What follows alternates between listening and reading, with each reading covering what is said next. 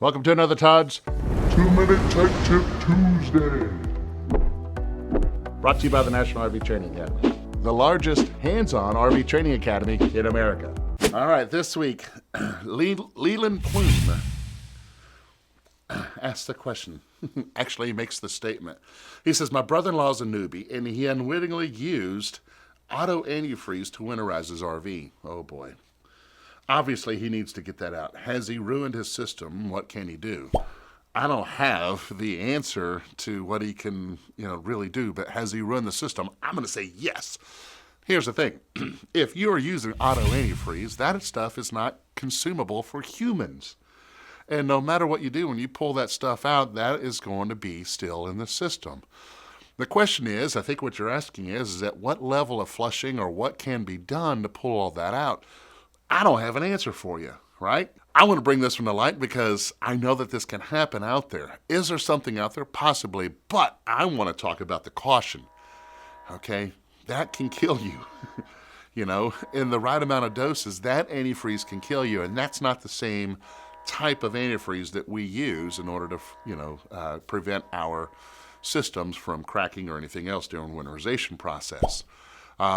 Wow, I don't know on this one. I would definitely do some more research out there. I'm assuming there's something out there, but think about every single turn, every single bend, every single place where that water could be sitting, and you may have that level of antifreeze in there, okay?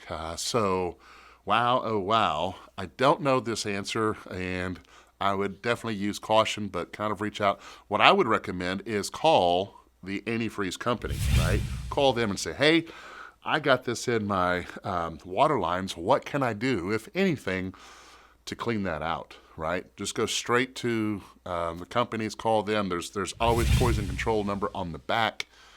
That's what I would recommend calling on there to find out what you can do to try and save that system. All right, so yeah, definitely call the number on the back, try and find out, call the company to find out what can you do to try and dilute that and get that totally out.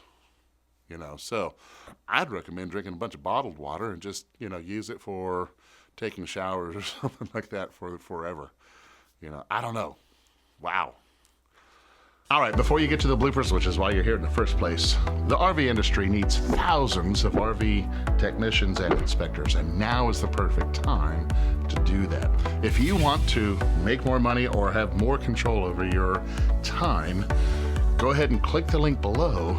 Or if you just want to learn how to fix your own RV, got something for you there. Head over to rvtechcourse.com and get started today. Now for the reason that you're out there in the video, roll the bloopers. Oh geez, to winter, oh wow. Oh. Has he, it's not because I don't have the answer, but you get me all choked up. Why do you want to throw that kind of question at me? All right.